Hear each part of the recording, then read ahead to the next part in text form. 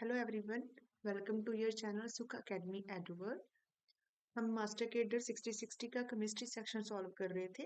उसकी दो वीडियोस मैंने अपलोड कर दी है। उसकी पहली वाली वीडियो में इसके 17 क्वेश्चंस कवर हो रखे हैं और नेक्स्ट जो वीडियो कल आई थी उसकी अपलोड वो मैंने अपलोड की, उसमें टोटल 15 क्वेश्चंस है और बाकी के जो 18 क्वेश्चंस रहते हैं वो आज हम कवर करेंगे इस वीडियो में।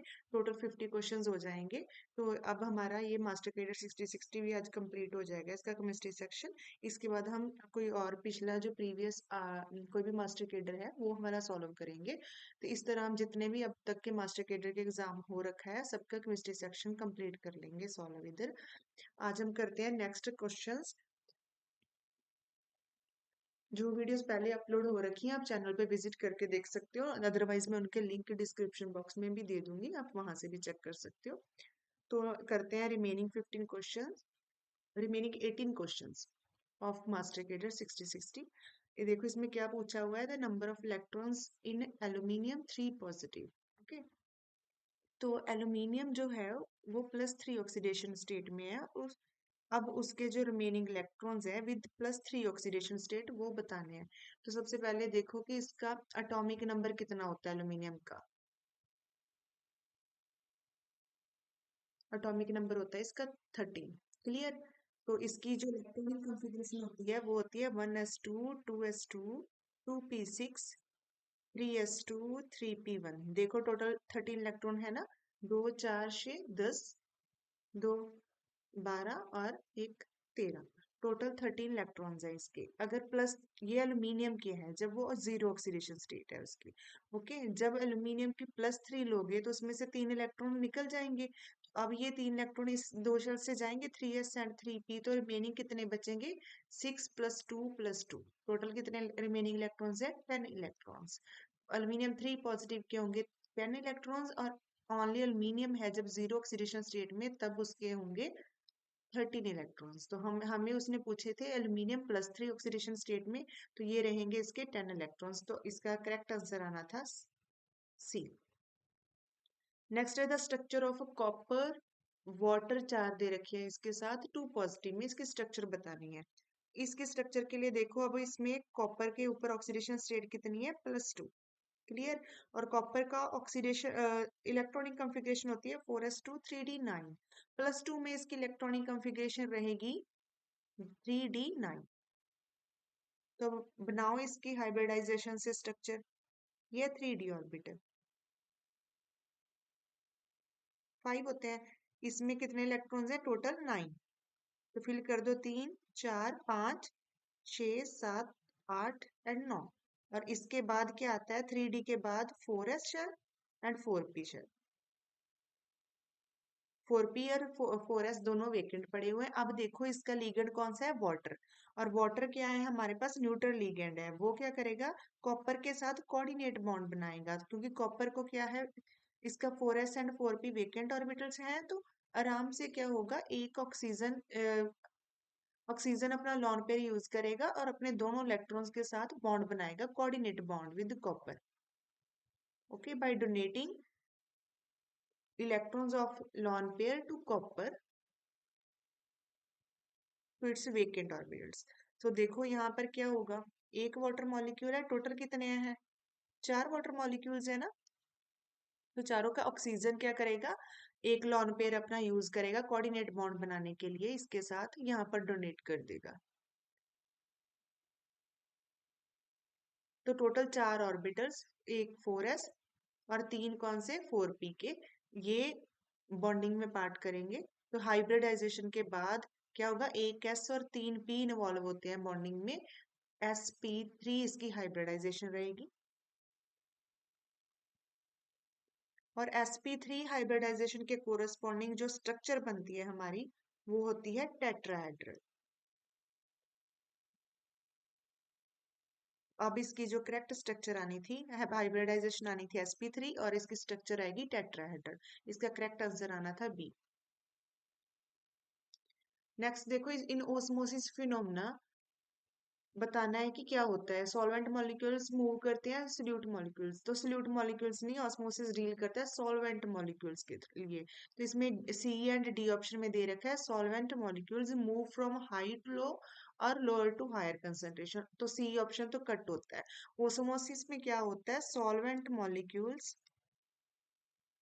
पास करते हैं, बीच में क्या लगी होती है, सेमी परमिएबल मेम्ब्रेन, वो पास करते हैं। सॉल्वेंट मॉलिक्यूल अपनी ही जो हाई कंसंट्रेशन होती है सॉल्वेंट मॉलिक्यूल की, एक साइड हायर कंसंट्रेशन होती है, एक साइड सॉल्वेंट की लो कंसंट्रेशन होती है। तो हायर कंसंट्रेशन से लोअर कंसंट्रेशन की ओर मूव करते हैं सॉल्वेंट मॉलिक्यूल्स। तो इसमें करेक्ट आंसर आना है solvent molecules move from high concentration of solvent to lower concentration of solvent. तो इसका करेक्ट आंसर है ए। क्लियर। आगे which substance will conduct the current in the solid state. तो चार ऑप्शन दे रखे हैं, एक तो सोडियम क्लोराइड दे रखा है, देखो ये तो सॉल्ट है हमारा, ये तो जब इलेक्ट्रोलाइट की तरह जब इसको किसी पानी में डिजोल्व करेंगे और इलेक्ट्रिक फील्ड के अंदर तभी ही इलेक्ट्रिसिटी इसमें पास होती है, अदरवाइज ये कंडक्ट नहीं करेगा। हमारा जो इसमें से करेक्ट ऑप्शन है, हमें ए और बी में से देखना पड़ेगा। इसका करेक्ट आंसर बी होता है, ग्रेफाइट। देखो डायमंड और ग्रेफाइट होता है ना, जो डायमंड की जो रिजिड स्ट्रक्चर होती है, डायमंड की रिजिड नेटवर्क स्ट्रक्चर होती है इसका। ईच कार्बन टेट्राहेड्रल फॉर्म में होता है और चार कार्बन्स के साथ बॉन्डिंग की होती है, उसमें कोवलेंट बॉन्ड्स होते हैं। ओके। और कोई भी ऐसा इलेक्ट्रॉन फ्री नहीं है, कार्बन अपने चार ही बॉन्ड बना सकता है, मैक्सिमम चारों के चारों उसने बना रखे होते हैं, तो यहाँ पर कोई भी फ्री इलेक्ट्रॉन नहीं है, इलेक्ट्रिसिटी कंडक्ट नहीं होती in the case of diamond. अब ग्रेफाइट की बात करते हैं। तो ग्रेफाइट की लेयर फॉर्म में होती है स्ट्रक्चर, लेयर फॉर्म में एग्जिस्ट करता है और हनी कॉम्ब लाइक स्ट्रक्चर होती है, Honey comb like, it looks like Honey comb like. तो उसमें क्या होता है, ये है कार्बन, इधर एक कार्बन के साथ जुड़ा होता है इधर, और उसके बाद एक और कार्बन के साथ इसी तरह यहां बना लो। क्लियर। इसको अच्छी तरह से बना देते हैं हम।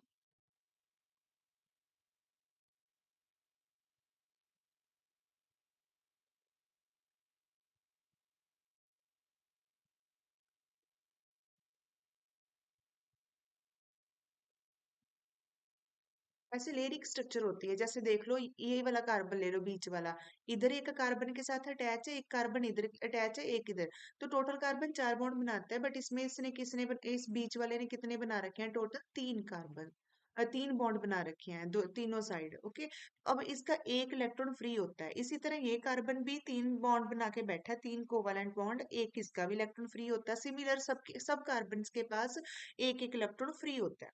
क्लियर। तो ये एक लेयर होती है, इसी तरह एक लेयर नीचे होती है, तो अब ये सिमिलर लेयर। ओके। तो अब ये फ्री इलेक्ट्रॉन्स होते हैं, ये मूव कर सकते हैं। ओके। तो ये क्या करता है, सॉलिड ग्रेफाइट जो होता है, इन फ्री इलेक्ट्रॉन्स की वजह से, ये सारे फ्री इलेक्ट्रॉन्स जो होते हैं उनकी वजह से इलेक्ट्रिसिटी कंडक्ट कर सकता है। Okay. Can conduct current in the solid state. तो जो इसका करेक्ट आंसर आता है वो आता है graphite. Next in FCC, face-centered cubic lattice, the number of nearest neighbor for for a given lattice point. तो जो FCC होती है, देखो हमारे पास तीन होती है, एक होती है सिंपल क्यूबिक, एक होती है बी बॉडी सेंटर्ड क्यूबिक, एक होती है फेस सेंटर्ड क्यूबिक। अगर तो हम इसमें बात करें कि कितनी कितनी कंट्रीब्यूशन होती है, कितने एटम्स की कंट्रीब्यूशन करते हैं, तो सिंपल क्यूबिक में सारे के सारे एटम्स कॉर्नर पे होते हैं और एक एटम 1/8 कंट्रीब्यूशन करता है, टोटल 8 कॉर्नर्स है ना हमारे पास, और 8 एटम्स होंगे ईच कॉर्नर के ऊपर, तो एक जो एटम होता है 1/8 कंट्रीब्यूशन होती है, तो टोटल सिंपल क्यूबिक में है जो एक यूनिट कंट्रीब्यूट करता है। इसी तरह बेस बॉडी सेंटर की बात करें हम, तो बॉडी सेंटर के अंदर क्या होता है, 8 एटम्स कॉर्नर पे होते हैं जिनकी एक एटम 1/8 कंट्रीब्यूशन देता है और एक बॉडी पे होता है, तो टोटल 2 कंट्रीब्यूशन रहेगी। और फेस सेंटर के अंदर 6 फेज होते हैं जिनमें एक एटम 1/2 कंट्रीब्यूशन करता है और 8 कॉर्नर्स के ऊपर इलेक्ट्रॉन पड़े होते हैं हमारे कोई भी एटम्स। तो इसमें क्या होता है, टोटल कितनी कंट्रीब्यूशन आती है, 4। ओके। ये तो कंट्रीब्यूशन रही। उसके बाद अब हम अगर इस बात करें इसके अंदर नियरेस्ट नेबर जो कोऑर्डिनेशन नंबर है इनका, ओके, तो सिंपल जो हमारा क्यूबिक सिस्टम होता है उसके अंदर अगर आप बनाओगे तो वो उसका कोऑर्डिनेशन नंबर बनता है 6। अगर बॉडी सेंटर की बात करो, जैसे बॉडी सेंटर है, ओके, इसके बॉडी के ऊपर एक इलेक्ट्रॉन पड़ा होगा, तो एक एटम पड़ा होगा सपोज करो इसके बॉडी के ऊपर, तो ये क्या होगा,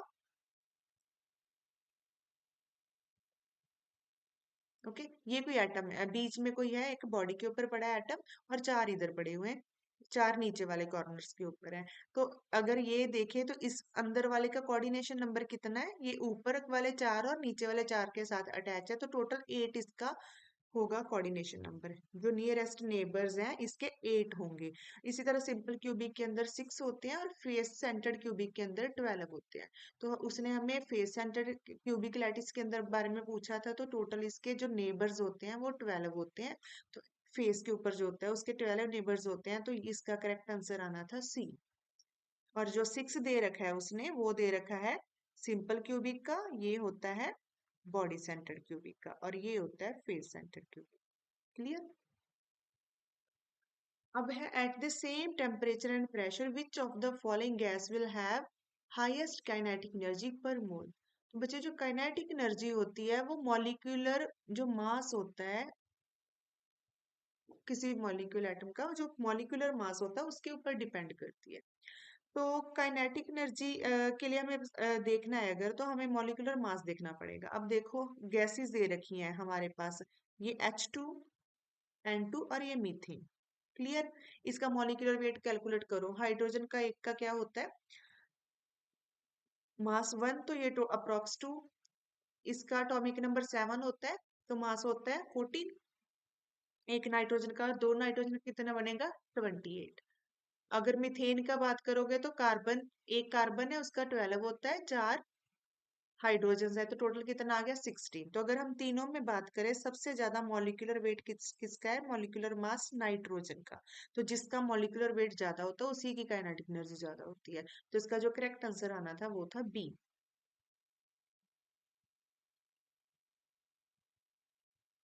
अब देखो, in the given in the following gaseous equation, ये दे रखी है, उन्होंने बता रखा है कि forward reaction is favoured by.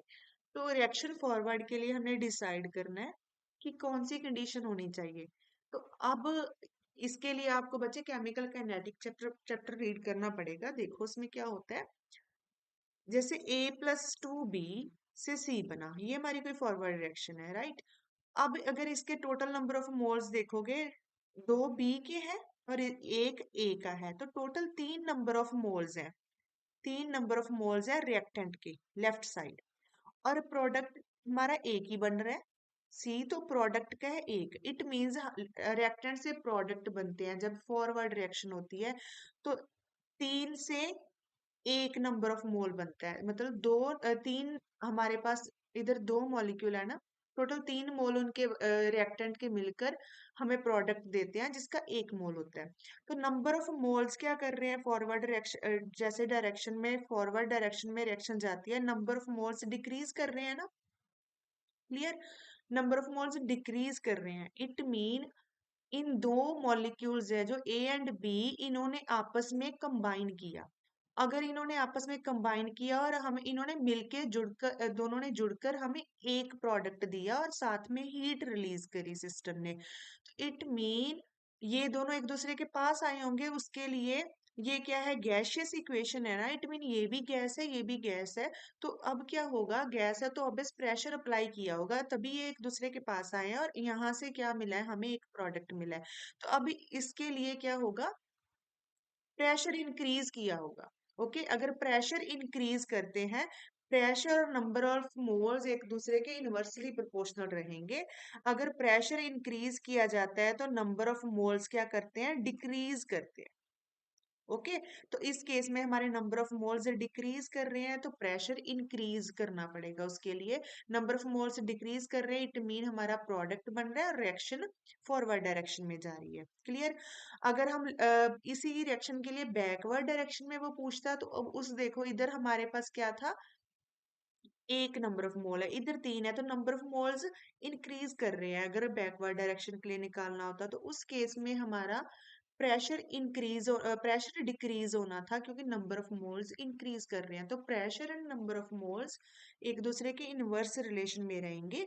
तो इसके केस में हमें प्रेशर अगर फॉरवर्ड डायरेक्शन में है तो प्रेशर इंक्रीज हुआ, नंबर ऑफ मोल्स डिक्रीज हुए। और साथ में देखो हीट रिलीज हुई, हीट रिलीज हुई इट मीन रिएक्शन स्पॉन्टेनियसली हो रही है, हीट रिलीज हो रही है, तो सिस्टम का टेम्परेचर डिक्रीज कर रहा है। तो इसका जो करेक्ट आंसर आना था वो आना था high pressure and low temperature. तो अब देखो हमारा इसमें से करेक्ट आंसर कौन सा है, सी। हम चलते हैं हमारे नेक्स्ट क्वेश्चन की तरफ। क्या पूछा हुआ है, which of the following is a buffer. तो बफर क्या होता है बच्चे, जिस ऐसा सिस्टम बनाया जाता है जिसकी पीएच ऑलमोस्ट कांस्टेंट होती है, उसमें अब अगर आप थोड़ा सा एसिड या बेस ऐड करते हो तो उसकी पीएच में ज्यादा फर्क नहीं पड़ता। और बफर के भी दो तीन तरह के होते हैं, जैसे एसिडिक बफर, बेसिक बफर। आपका क्वेश्चन इसी से ही हो जाएगा, आपको बस पता होना चाहिए एसिडिक बफर कौन सा है, पहचानना आना चाहिए बेसिक कौन सा है। तो एसिडिक बफर कैसे बनता है, जब एक वीक एसिड और एक स्ट्रॉन्ग बेस लिया जाता है, और वीक एसिड जल्दी डिसोशिएट नहीं होता है, और जो स्ट्रॉन्ग बेस है ना उसके साथ इसका डिसोशिएटेड पार्ट है जो, वो मिलके वाटर की रिमूवल हो जाती है, और हमारे पास इसी वीक एसिड का सॉल्ट बन जाएगा विद स्ट्रॉन्ग बेस। अगर वीक एसिड लेते हो आप और प्लस उसका सॉल्ट बनता है, weak acid plus it's salt, salt of this weak acid with strong base, तो एसिडिक बफर बनेगा। अगर हम लेते हैं weak base and it's salt with strong acid, वो होगा बेसिक बफर।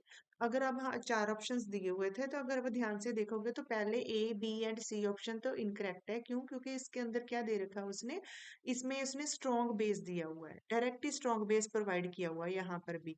ठीक है, दोनों ऑप्शंस में ए एंड बी में। तो स्ट्रॉन्ग बेस से तो लेते ही नहीं हम डायरेक्ट। ओके, स्ट्रॉन्ग बेस अगर लेते हैं तो उसका सॉल्ट लिया, इसका सॉल्ट बनता है, और उसके साथ वीक एसिड लिया जाता है एसिडिक बफर के अंदर, तो ये ऑप्शन तो आना नहीं है। अब अगर सी ऑप्शन की बात करें तो उसके अंदर उसने स्ट्रॉन्ग एसिड दिया हुआ है, तो स्ट्रॉन्ग एसिड नहीं लिया जाता, स्ट्रॉन्ग एसिड डिसोशिएट होके रिएक्ट करता है वीक बेस के कुछ पार्ट के साथ और उसका सॉल्ट बनता है। तो salt of weak base with strong acid, direct strong acid नहीं रहता है सिस्टम के अंदर। तो ये वाला ऑप्शन भी इनकरेक्ट है, तो हमारा एक ही ऑप्शन बचता है ये वाला, अमोनियम हाइड्रोक्साइड। तो ये क्या है, वीक बेस। अगर इसके साथ सपोज करो अमोनियम हाइड्रोक्साइड है, अगर HCl ले लेते हैं तो H positive OH negative, water remove हो जाएगा, और साथ ही जो उसका Cl नेगेटिव है वो इसके पॉजिटिव पार्ट के साथ एक सॉल्ट भी बनाएगा। तो ये दोनों सिस्टम के अंदर जो मिक्सचर बनता है, ये ओवरऑल हमारा एक बफर बनता है। तो ये हमारा कौन सा बफर है, weak base plus it's salt with strong acid like HCl। तो ये हमारा है बेसिक बफर। तो इसमें हमारा एक ही ऑप्शन था जिसमें डायरेक्ट दे रखा था, एक वीक बेस प्लस सॉल्ट, तो वो था डी। तो डी है हमारा करेक्ट आंसर। क्लियर। बात करते हैं, क्या पूछ रहा है, enzyme activity of human body is maximum at. तो ह्यूमन बॉडी जो होती है उसमें जो एंजाइम्स एक्टिविटी शो करते हैं वो एक पर्टिकुलर टेम्परेचर पे करते हैं, और वो टेम्परेचर होता है 37 डिग्री। उसने केल्विन में दे रखा है, तो आप क्या करो उसमें 37 डिग्री में 273 ऐड कर लो, ये कितना हो गया, 310। तो इसमें जो हमारा 310 केल्विन जो बी था करेक्ट आंसर आना था। अब देखो इस रिएक्शन में क्या दे रखा है उसने, for the following reaction rate उसने पहले बता रखा है, एक बच्चे इसमें मिस्टेक है, यहाँ पर 1/2 आना है। ओके, इसने दे रखा है, अब इसने पूछा है इसकी मॉलिक्युलैरिटी एंड ऑर्डर बताओ। मॉलिक्युलैरिटी क्या होती है, कितने नंबर ऑफ जो हमारे मॉलिक्यूल्स है रिएक्ट कर रहे हैं रिएक्शन में। तो देखो रिएक्शन क्या है हमारी, H2 + Br2 तो 2 HBr। ये भी हमारा, इसके आगे भी स्टोइचियोमेट्रिक कोफिशिएंट देखो 1 ही है ना, और ये भी हमारा एक ही मोल है। तो टोटल कितने H2 है, ये भी एक है, और ब्रोमीन गैस कितने हैं, ये भी 1 है। तो टोटल 1 + 1, टोटल हमारे पास नंबर ऑफ मोल मॉलिक्यूल्स कितने आपस में रिएक्ट कर रहे हैं, 2। तो इसकी मॉलिक्युलैरिटी तो रहेगी 2। तो उसने आगे मॉलिक्युलैरिटी पूछी हुई है, तो 2 हमारी करेक्ट आंसर है। तो अब देखो सी में तो उसने आगे मॉलिक्युलैरिटी ये बता रखी है, तो सी और डी ऑप्शन तो हमारा होगा नहीं, इट मीन हमारा आंसर या तो ए आएगा या बी आएगा। क्लियर। अब यहाँ पर उसने हाफ दे रखा है, तो ऑर्डर के लिए क्या करोगे, ऑर्डर क्या होता है, sum of coefficients, sum of stoichiometric coefficients, वो कितने हैं? H2 के ऊपर उसने जो रेट दिया है, इसमें मिस्टेक है। ये क्या है यहाँ पर Br2 के ऊपर आना है हाफ, इसके ऊपर 1 दे रखा है तो एक तो आएगा 1 प्लस इसके ऊपर हाफ दे रखा है तो ये क्या आएगा हाफ, तो टोटल ऑर्डर कितना आ गया 3/2। तो देख लो इसमें 3/2 क्या है, ये वाला जिसको उसने 1/1/2 लिखा हुआ है, तो ये आ गया हमारा करेक्ट ऑर्डर। क्लियर, तो बी हमारा करेक्ट आंसर है इसमें। नेक्स्ट देखो, the correct relationship between free gives free energy, जो फ्री एनर्जी होती है delta G, okay, not in a reaction and corresponding equilibrium constant K C, और ये तो होती है हमारे पास delta G minus R T log K, okay, ये आती है delta G is equal to minus R T log, उसने हमें कौन सा दे रखा है, कंसंट्रेशन कांस्टेंट के सी, तो ये आना है करेक्ट आंसर। अब इसमें उसने क्या दे रखा है, डेल्टा जी क्या, इधर जो नेगेटिव साइन है उसको इस साइड ले गया वो,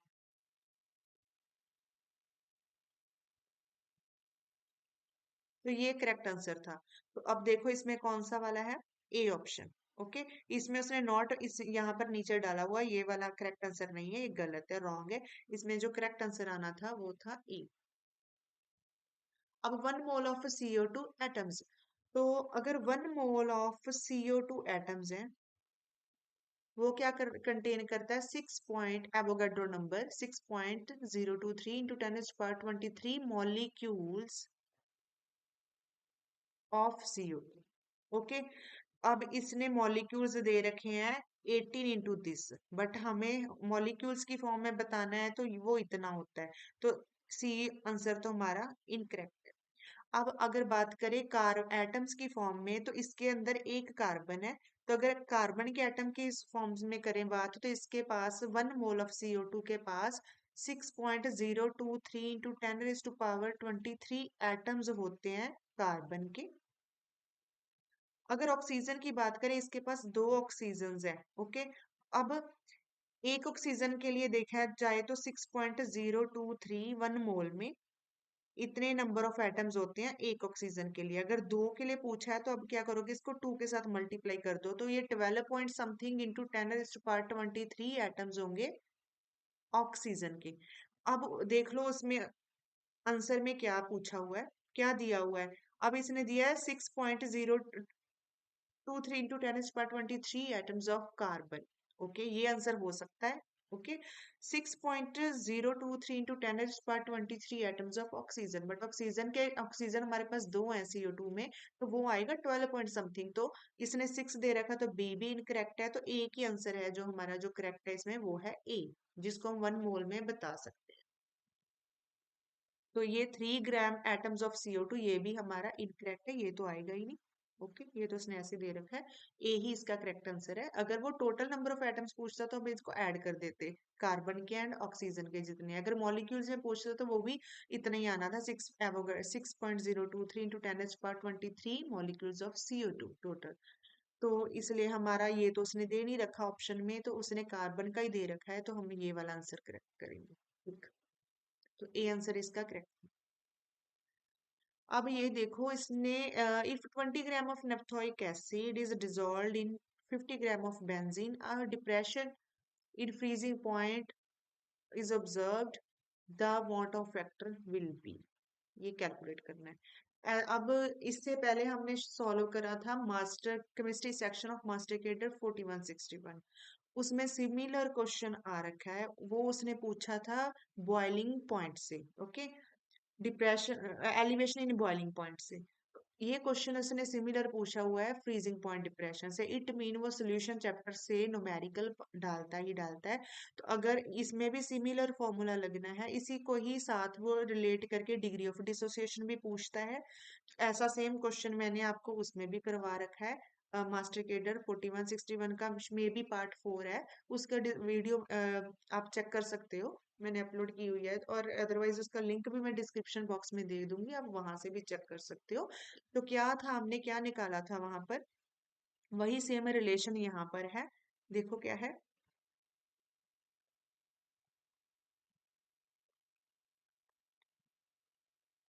चेंज इन टेम्परेचर जो होता है, डिप्रेशन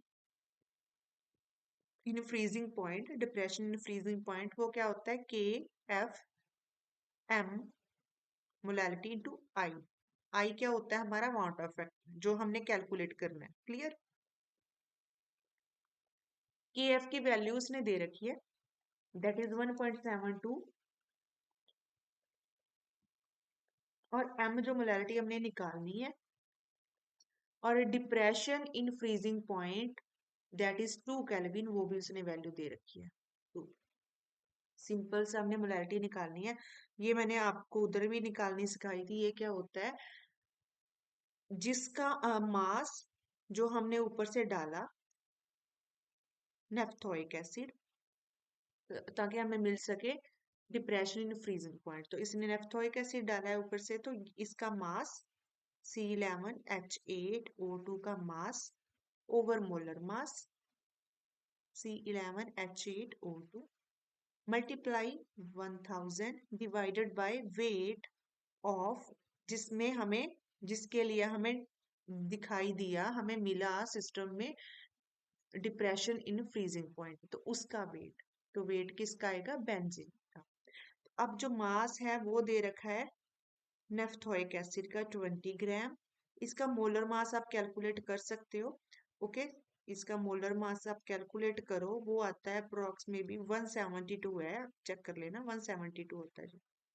ओके, 1000, इसका वेट बेंजीन का दे रखा है 50। क्लियर। अब क्या करो, आप क्या कर सकते हो इसको कट,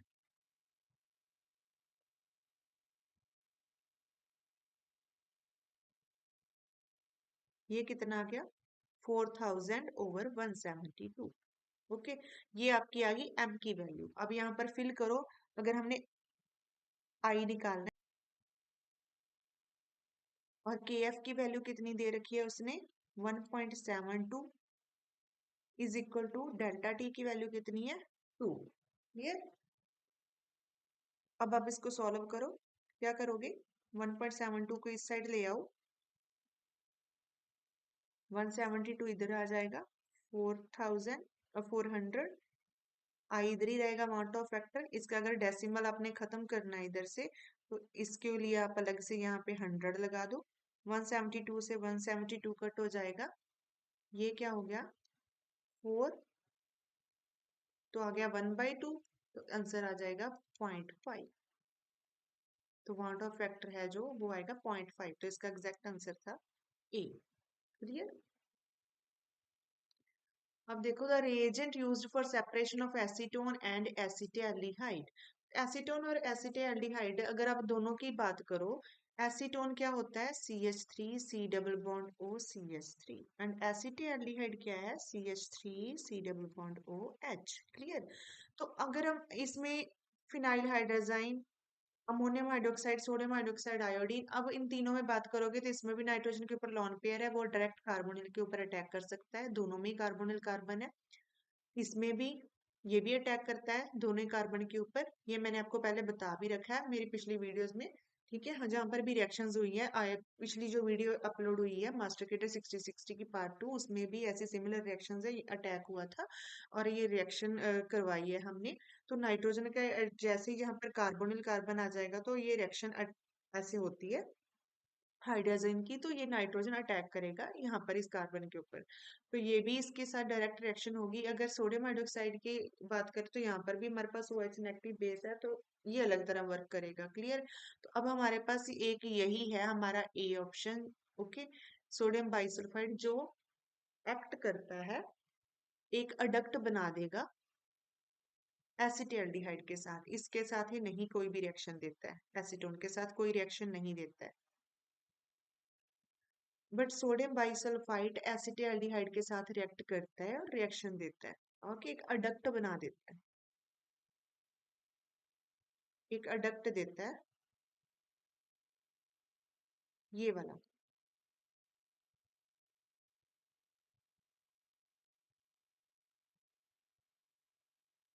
ओके, ये वाला डक्ट बनता है, बट एसीटोन के साथ ये वाला नहीं बनता है। ये ब्रेक कैसे करता है, NH SO3 Na positive HSO3 negative, HSO3 negative की ये वाली स्ट्रक्चर होती है, O नेगेटिव OH। क्लियर।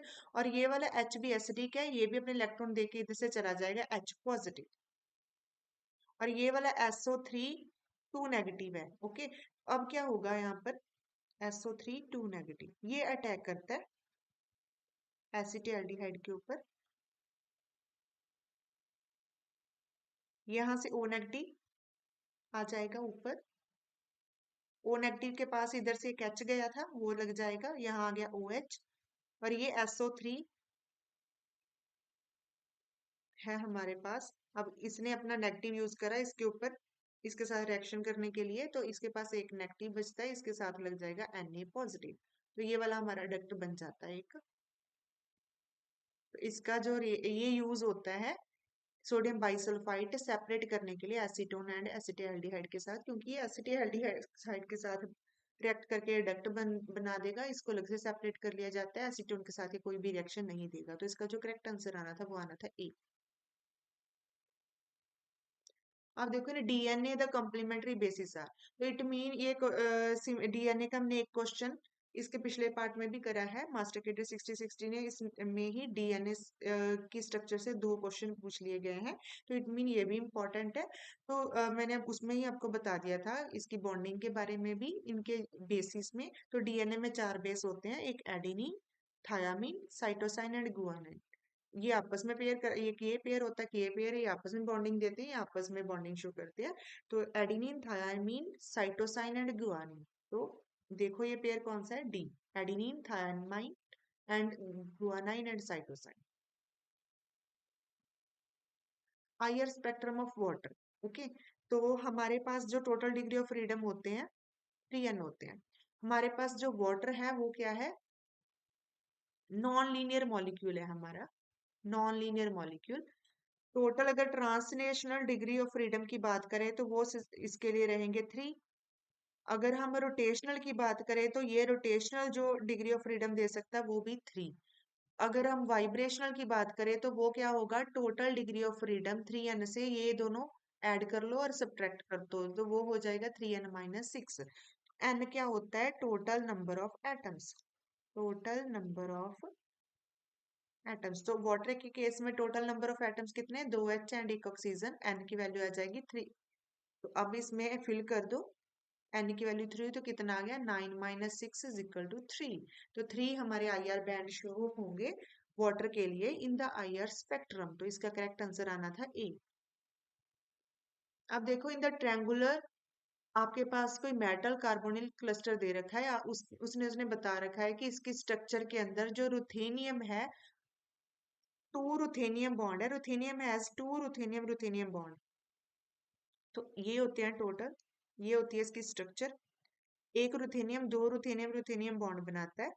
उसके बाद उसने बोला है कि 4 जो सीपी लिगेंड्स है, सीपी नहीं CO लिगेंड्स है बच्चे, यहाँ पर ये भी बाय मिस्टेक उसने पेपर में कर रखा है, CO ligands bonded to each ruthenium metal cluster. तो इट मीन 4 इसके साथ लगा दो, ये बना दो इसकी स्ट्रक्चर, 4 आप इसके साथ लगा दो, 4 ही इसके साथ लगा दो। और उसने बता दिया कि इफेक्टिव एटॉमिक नंबर निकालना है रुथेनियम का जब उसकी ऑक्सीडेशन स्टेट होती है 0। तो इफेक्टिव एटॉमिक नंबर ये कैसे निकलता है, total atomic number minus oxidation number plus number of electrons donated bye ligand. Clear, number of electrons donated bye ligands. अब देखते हैं इसका atomic number, exact atomic number एक रुथेनियम का 44 वो दे रखा है। ओवरऑल इस कॉम्प्लेक्स के ऊपर हमारे पास 0 ऑक्सीडेशन स्टेट है।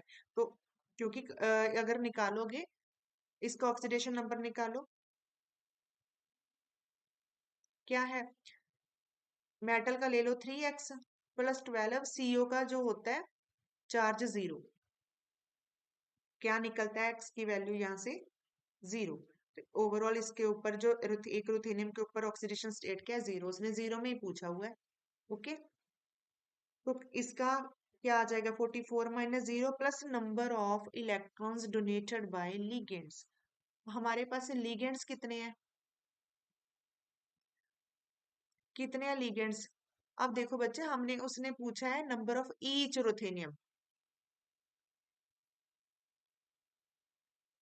देखो बच्चे, उसने पूछा है number of each ruthenium. Clear.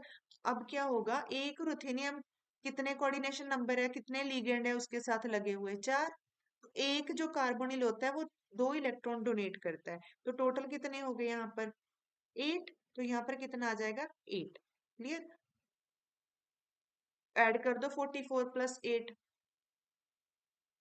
कितना आ गया, 52।